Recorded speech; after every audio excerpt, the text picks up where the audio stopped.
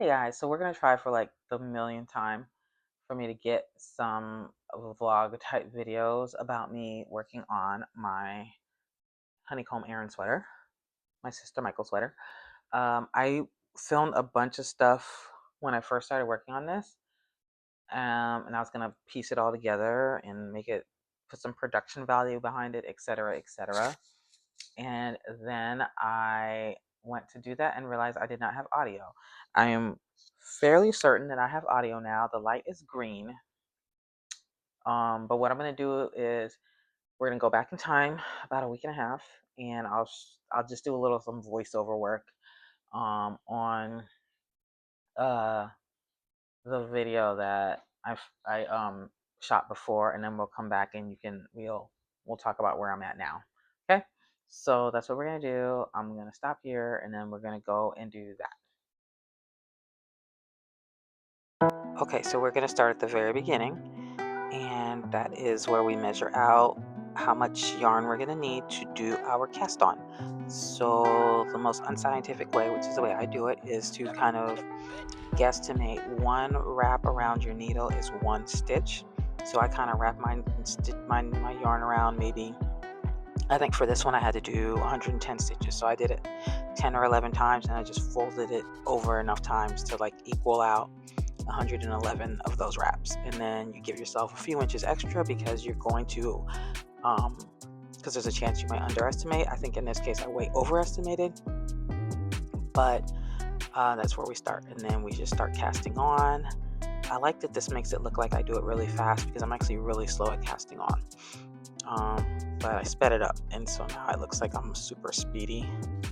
But that is about it for this first little section. Not a whole lot of exciting stuff going on, but you do see my cat behind me. I think he's there for the entirety of our little talk. He thinks our room is his room, and so there he is. And I think you'll probably see some cameos from my dog in the background, one of them. But for now, you just get to look at me count stitches to make sure that I do not get off track. And I don't think I did. I think I got the right amount. And that is about it for this section here. So I'll just let it play, and then I'll be back with you guys in a minute.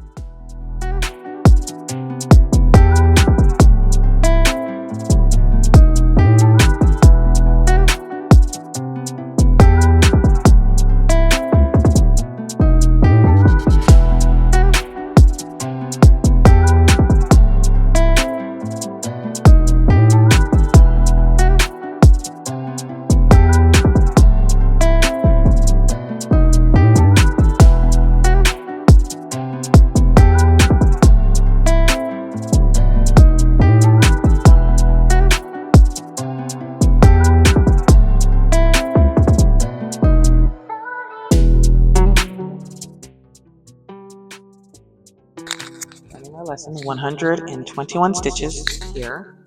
My cord is probably way too long for this project, but it's just the cord that I had available. So it's fine. And yeah, we are. Oh wait, I think I did 120. I didn't do the extra one. 1, 2, 3, 4, 5, 6, 7, 8, 9, 10, 11, 12, 13, 14, 15, 16, 17, 18, 19, 20. I did not do number 21. Here we go. My tail is far too long. It's a pet peeve of mine to have a tail this long, but I'm not going to undo it just for that. Back in the day, I probably would have, but I used to hate wasting like that 1 yard of yarn or whatever. The little stitch markers are only for me to keep track of counting stitches, so that I didn't have to go in back to the beginning to count stitches. So I'll take those off as I knit my first row. Now we're doing ribbing for 3 inches. Looks like it's a twisted rib, so that's gonna be fun. So we'll get started on that, and then that's probably all I'm gonna show you for this session. I don't know if I'm gonna show you the whole ribbing because that might take a bit, but we'll do that a little bit, and I'll let you guys go, and then we'll figure out something else for next time. Okay. have fun watching me, I guess.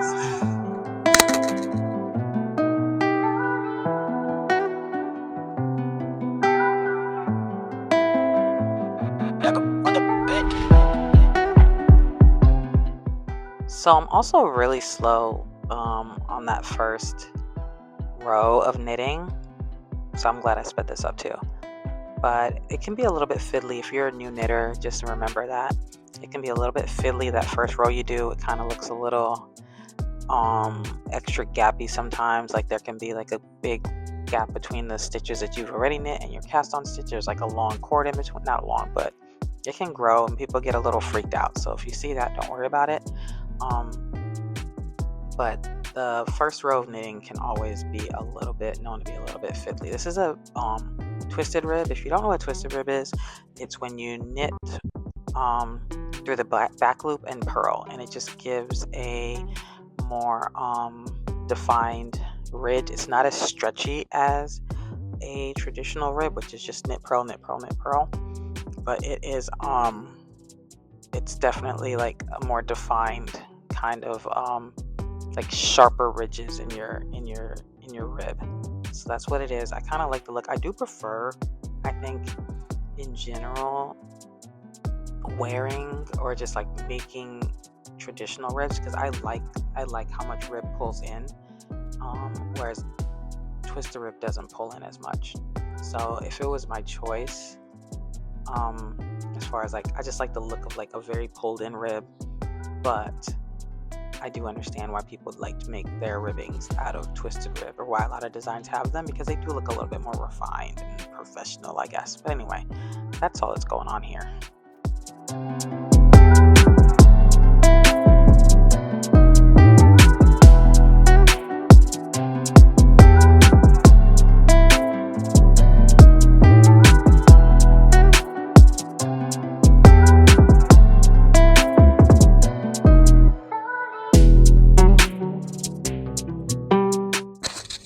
First row completed.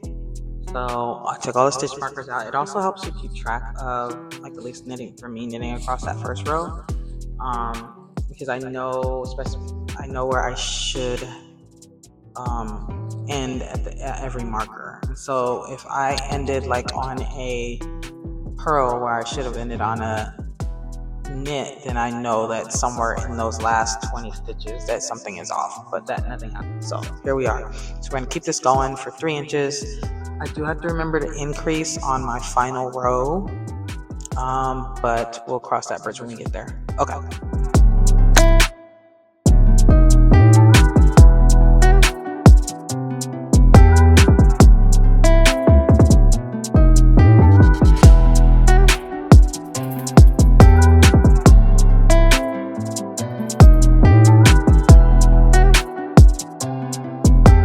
So I've got to remember how to purl through the back loop. I've done it before, but what I'm doing now is not right. I might have to like stop the video and go look it up, because I cannot recall. Actually, I have a computer here, but what I'm doing is not right.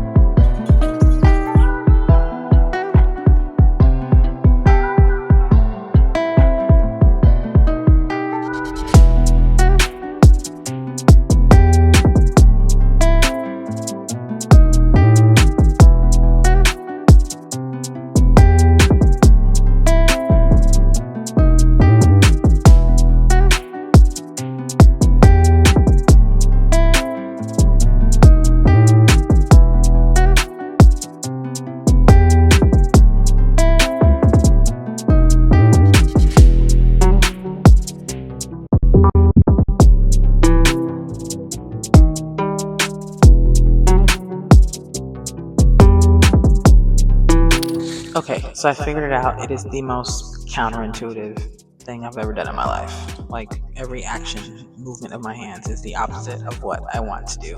So this is going to be a process.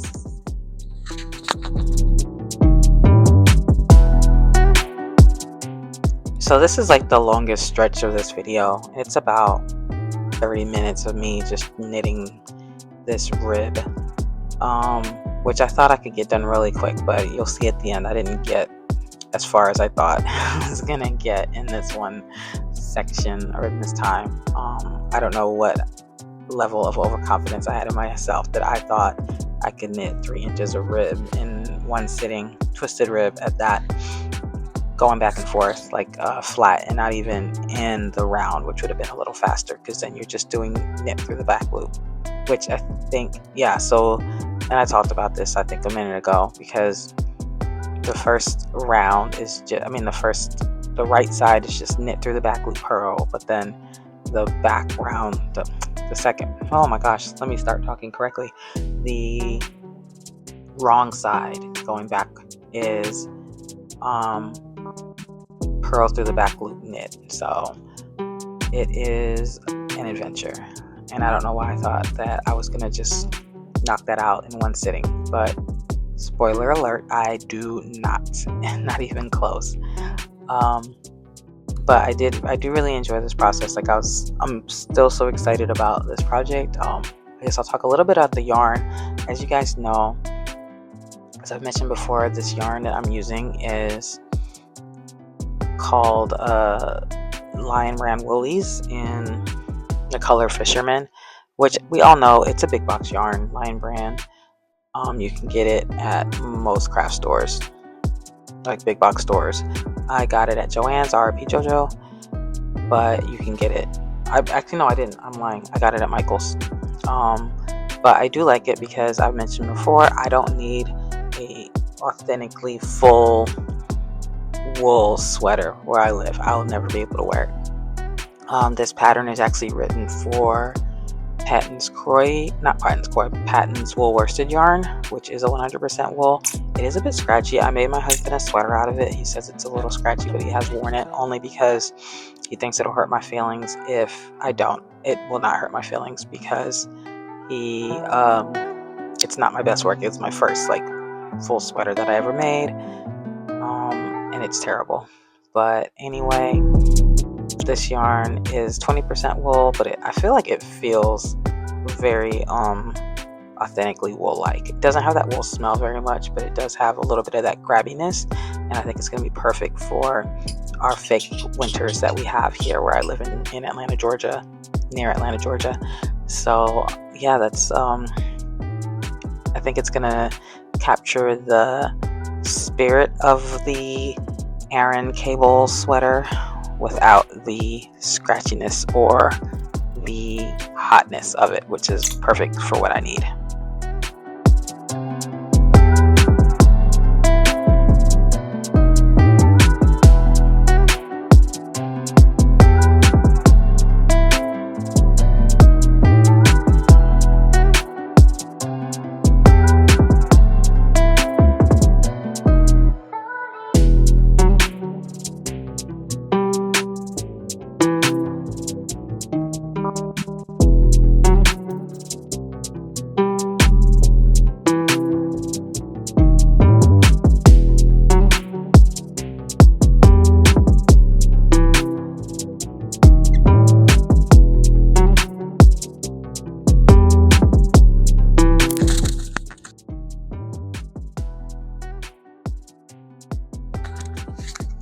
Okay, so here we are. We've done 3 rows. This has gotten me probably about half an inch. Bring it a little closer so you guys can see. I'm gonna get out of the frame. That'll help. So nice little twisted rib. I don't think you can see it very well. Pattern developing, but we're only 3 rows in. We got a long way to go. But so far, I think I like the stitch definition. I think what we're gonna do is we're going to I'll probably like break this up into weeks. So I'll do like a vlog for each week maybe. or just some reasonable amount of time when I think it's like time to like show a little progress. I got some other things to do tonight. It's already like 8:45, so got some other things to do. So I'm gonna cut this here, but then you will see me in seconds. Probably with the ribbing done. That's probably the next time I'll come back. I don't know, whenever I feel like it, but it'll be soon. For you, it'll be momentary. Okay, bye. Hey y'all, I'm back and just up from a much needed Sunday afternoon nap, and I just wanted to show you my completed rib. I finished it just now. I think today is Tuesday, November 4th. Tuesday, November 2nd. I think when I started this first clip of the video was probably Thursday, October 30th. So I worked on it. What you saw, I pretty much finished the rib on Friday as I was waiting for nobody to come knock on our door because no children knocked on our door. And we have a big bowl of candy that should not be in my house, but it is. But that's what I was doing. And then the only thing I didn't do was the very last row because I had to do increases. So I did those this morning and then I counted and I was off by 4. And so I just kind of tinked back a few dozen stitches and added some more in toward the end. You really want to increase evenly, but it's kind of hard. I did the math to figure out where I needed to put my increases, but somehow I was still off by 4. But here I am now. So next step is to find my cable needles because I do not know where they are. Hopefully they're in a drawer in my desk right here. If not, then that's a whole nother adventure. And then we're going to get started on the cable panel. So I will show you guys that next time, but I'll probably get started tonight. And next time you see me, there'll be a few rows of cabling. All right. Thank you very much. I'll see you soon. Okay, so hope you guys enjoyed that. I'm going to ignore my dog trying to come in the room. He's going to get mad at me in a minute and start complaining, but we shouldn't be too long. Hope you guys enjoyed that. This is where we're at now. So we are some inches, probably about 7 inches into this motif. This is the back panel of my honeycomb Aran sweater. It's a Yarn Inspirations pattern by Gail Bunn. Got it right here. So you can definitely see the motif coming in now. You've got the braids here. You've got the diamonds here, which I don't know why that word diamond, every other time I've talked about this, has evaded me so, but I've been like, oh, they go in and out and they meet in the middle and the zigzags, and that's what I've been saying, instead of just saying diamonds, but that's what they are. Then the honeycomb cable here, back to the diamonds, back to the braids with the I don't remember what it's called, the 2 stitch twist or whatever in between everything. So I'm to the point where I'm not making as many mistakes. So down here, lower here. Let me see. Put something behind it so you can see a little better. But there's a lot of mistakes. Like here, this is a purl swoop stitch. There should be a knit. I think I got another one here. I've got some more, I think, down here over somewhere. Etc. But I think we're at the point where I've gotten the pattern pretty well, not memorized, but just like the muscle memory kind of it has increased enough for me to be at the point where I can not make those little mistakes. So what I'm going to do right now, this is my lifeline, I'm going to go ahead and move it up. So let's pull this out. You're going to come out, there we go. This is just a piece of waste yarn. Not gonna come. You stuck? Oh, there we go. Now we're gonna run through my stitches.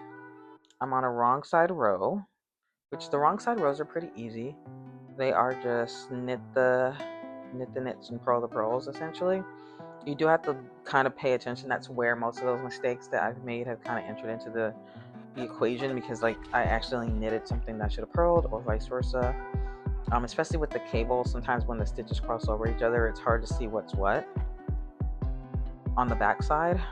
Okay, so we're gonna run this through though. Real quick. So what you do with a lifeline, for those of you that don't know, is you literally just take your waste yarn and just run it along your table or along your needle. And that just means if I drop a stitch, it's not going to go any further than this yarn. And then I've never tried this before, but circular needles have this little hole. Can you guys see that? Let me block my face. That little hole there. Not this one. That's the one to tighten it. Which one is the one? They have two little holes. Oh, it's here. This little hole here. Which is, I don't even know if you can see it. It's not going to focus. That little one right there. Okay. Right? That little hole, they say you can like run a thread, and it's that way as you knit, you can thread some yarn or thread some waste thread or something through there, and then as you knit, it'll go ahead and place your lifeline as you go. I've never done that. I'm actually not a big lifeline girl, but only because I'm lazy. Like, I really should have moved this lifeline up a long time ago, but, or not a long time ago, but I should move it up every time I finish knitting, but I don't. But I'm doing it now because I'm a good few pattern repeats in. This is the longest motif, which is the pattern B. I'm like 1.5. I've done 1.5 of those. I've done maybe 2.5 full repeats of the honeycomb pattern, and I've done the braided pattern is only 2 row repeats. I've done several of those, probably like 16. Who knows? That one I've got pretty well. That one's easy. It's very easy.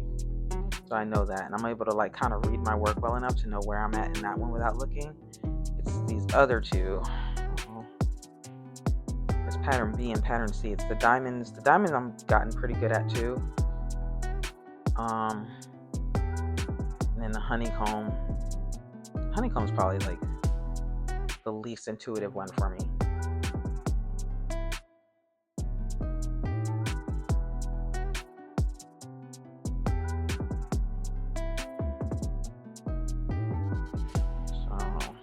All right, let's weave it through.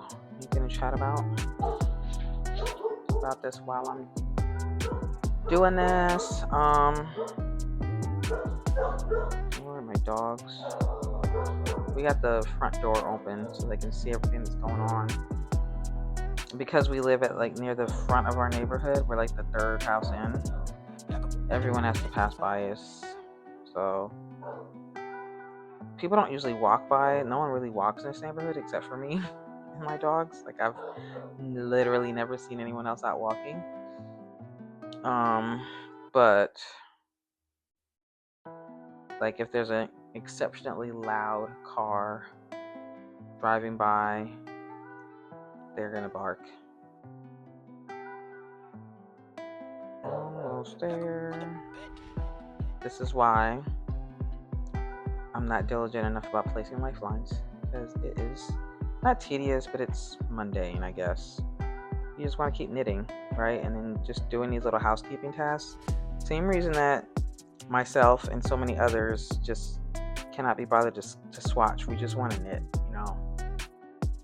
Oh, shoot. I did this the last time, too. I have to take this out.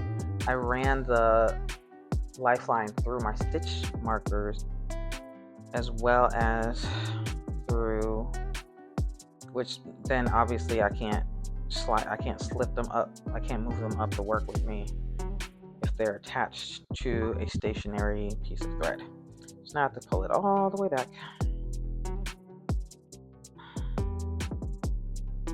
Pull you back out and do it again.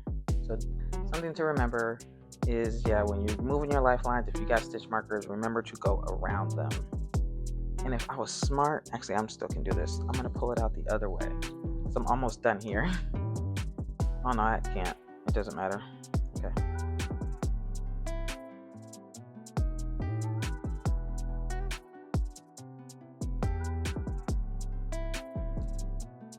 Okay. Okay, so we're gonna do this, and I'll probably just knit for a bit, and then I'll show you where we're at. We're gonna like speed through this. You're not gonna have to sit here and watch me silently knit. I'll put some music in the background or something, and I'll speed it up, and then I gotta walk my dogs in a bit, so I'm not gonna be here long. But kind of just see the process. I got this much left on my first skein.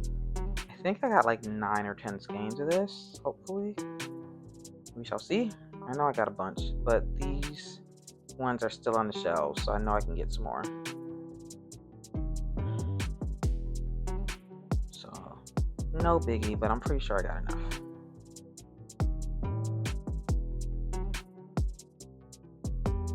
Did I do it again? Did I go around? Okay. Gosh, I thought I did it again. Alright, so I will see you guys. I'm going to speed run through this. I'm going to speed it up for you, and I'll see you guys on the other side of a few rows.